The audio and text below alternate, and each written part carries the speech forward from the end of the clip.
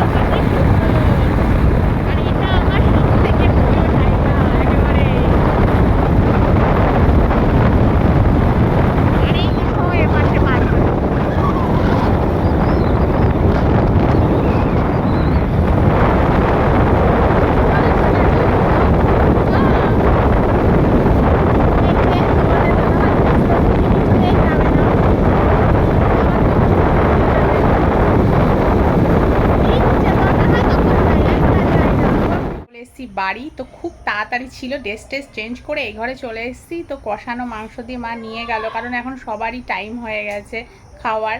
আর আমি এখন প্রেসারে দিলাম, দিয়ে নিয়ে তারপর একটু কষিয়ে রেখে দেবো।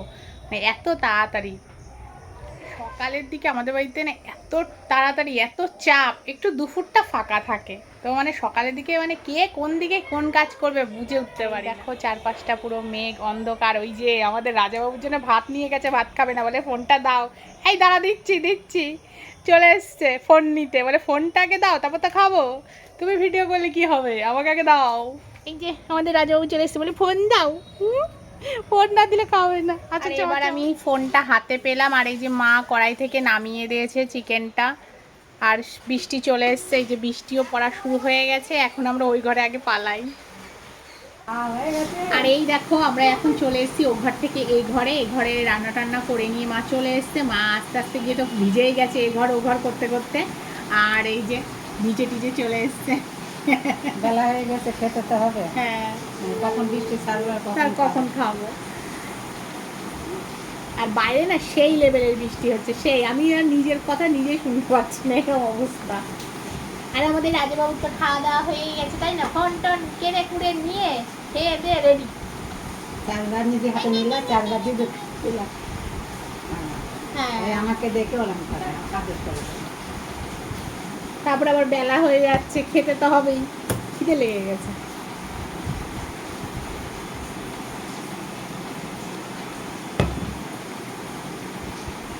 বাইরে বেরোলাম, তখন বৃষ্টি পড়ে, তখন সবাইকে কিনে নিয়ে কিছু যাবে। না এত জোরে বৃষ্টি চলে আসবে আমি বুঝতে পারিনি। হ্যাঁ টিনটিনে হবে একটু ফোটা, ও বাবা আমি তো দেখি হয়েই যাচ্ছে। ওটা তুলে দেবো, অনেক দিন মানুষ না।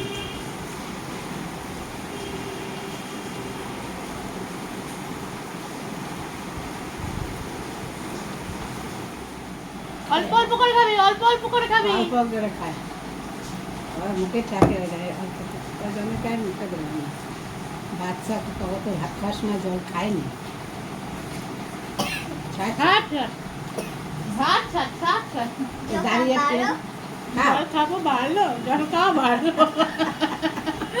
চলে আসলাম, এখন চলে এসেছি রান্নাঘরে। তখন খাওয়া দাওয়ার পরে বাইরে কাজকর্ম করতে গিয়ে ভিজিয়ে গেছিলাম, তা আমি চান ধান করে চলে এসেছি। তো আমি ভিডিওটা তখন কন্টিনিউ করতে পারিনি। তো এখন মাকে বললাম, মা দুপুরবেলায় আজকে আর ভাত খাবো না, যেহেতু চিকেন হয়েছে তো তার সঙ্গে খাবো ফুলকো ফুলকো লুচি। তার জন্য মা এই ঘরে এসছে লুচি করতে, আমি ওই ঘর থেকে বেলে দিয়েছি, কারণ এই ঘরে না এই মশা, যে লুচিগুলো পুরো খাস্তা খাস্তা, হা হা হা, সেই ব্যাপার।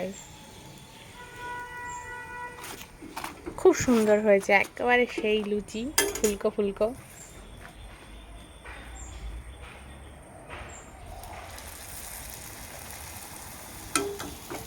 এখন এই লুচিগুলো যাবে আমাদের পেটে।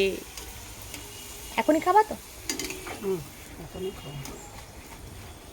লুচি হয়েছে তার সাথে মাংস, বলে আবার, হ্যাঁ তা আবার গরম গরম। আহা হা, বৃষ্টি আর ঘরে একেবারে লুচি আর চিকেন।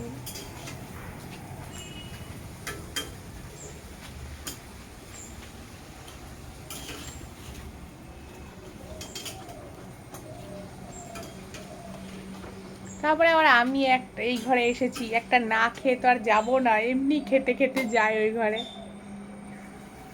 জলের বোতলগুলো বাটিগুলো নিয়ে যাই। এখন লুচি টুচি করে নিয়ে আসলে এখন খাবো। খেয়ে দিয়ে নিয়ে তোমাদের সেই গিফটগুলো দেখাবো, যেটা আমি বলেছিলাম যে বিবাহবার্ষিকীর জন্য যে শাড়িগুলো অর্ডার দিয়েছিলাম তখন তো সেগুলো পাইনি, তো এখন পেয়েছি, এসেছে, সেটাও আবার দেখাবো। তো চলো ফুলকো ফুলকো লুচিগুলো না খেয়ে নি, একদম জিভে জল চলে আসছে। এই যে লুচি আর চিকেন চলে এসছে। লুচি আর চিকেন সামনে থাকলে না আহা।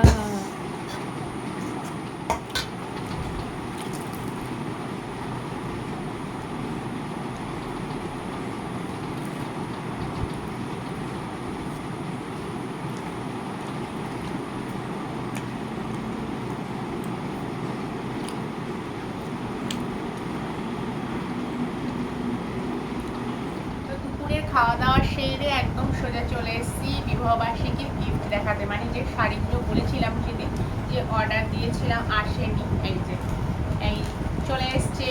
এবার দেখিয়ে দিচ্ছি, এটা হচ্ছে কমলা কালারের শাড়ি। আমার এই শাড়িটা ভীষণ পছন্দ হয়েছে। আর এই দেখো ভেতরে এরকম কাজ করা, মানে খুবই সুন্দর।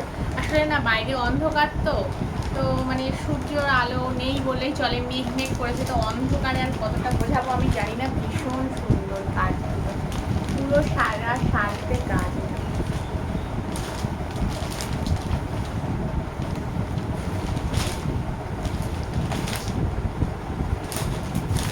এটা কমলা কালার, মানে কালারটা কতটা আসছে আমি জানি না।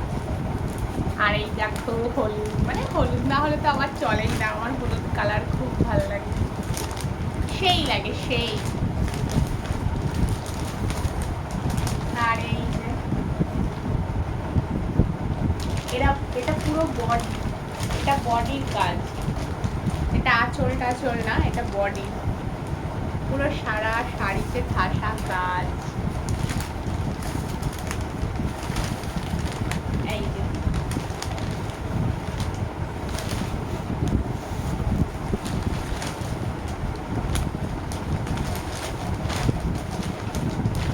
তো এইগুলো আমি পুরো পছন্দ করে কিনেছি।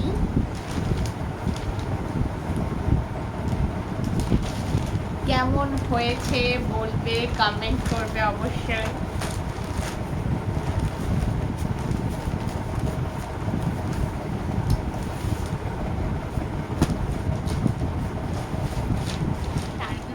কেমন হয়েছে অবশ্যই কমেন্ট করবে, ভালো লাগলে লাইক করবে, শেয়ার করবে। তো আজকের ভিডিওটা আমি এখানেই শেষ করছি।